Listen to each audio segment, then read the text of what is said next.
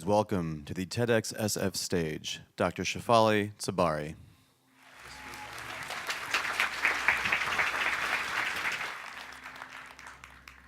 As a clinical psychologist, it is my privilege to help people explore their inner worlds, their psychological terrain.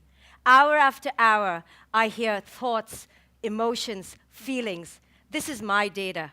This data helps me to better understand what is it that emotionally paralyzes us.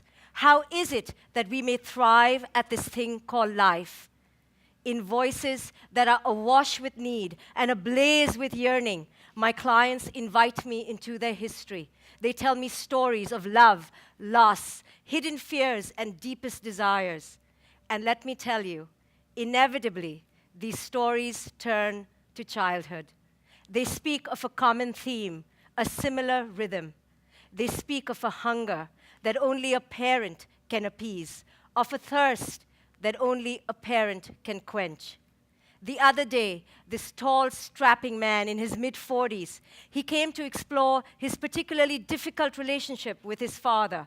Yes, we grapple with problems of our childhood long into adulthood. And he said to me, in a voice that turned plaintive, that of an 8-year-old, he said, "Will I ever meet my father's expectations? Will he ever accept the man I've become today? Or will I always be a no-good loser?" He was seeking, searching, yearning for an approval that may never come. And what about the woman in her 30s, so beautiful, talented, successful? She screamed, "What is wrong with me? Why am I this messed up? You tell me it's because my father overdosed when I was 4. But when will this pain fade?"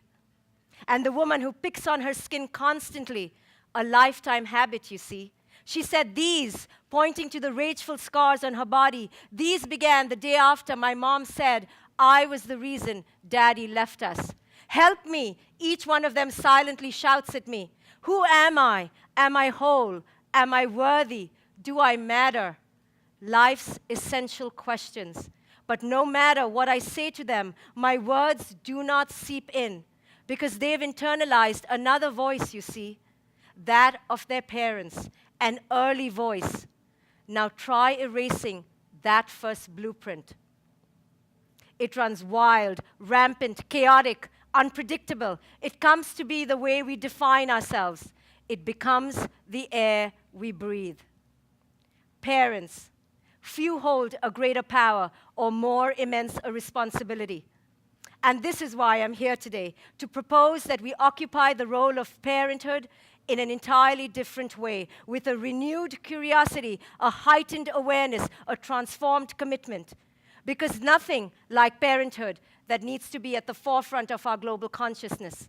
It is the core, the linchpin that affects how our children will thrive. Everything, how they take care of themselves, each other, the earth, show compassion, tolerate differences, handle their emotions, create, invent, innovate. This is where global transformation begins. We cannot expect our children to embody an enlightened consciousness if we parents haven't dared to model this ourselves. It all starts with us and how we parent. Our children are facing challenges today that we couldn't have dreamed of, and evidence suggests that they are buckling under the pressure. 1 in 5 children in America show signs or symptoms of a psychological disorder. Now that is a hair-raising statistic. 2 years ago, there were over 662,000 children in America that were in foster care. The use of ADHD drugs is on an exponential high, 274% global increase. UNICEF did a study a few years ago and found that American children ranked the second unhappiest.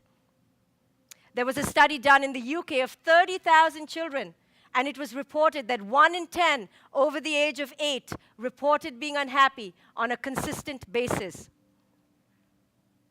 Something is amiss. We need to sit up, pay attention, and raise our children differently. Now, of course, parental influence isn't the only factor at play.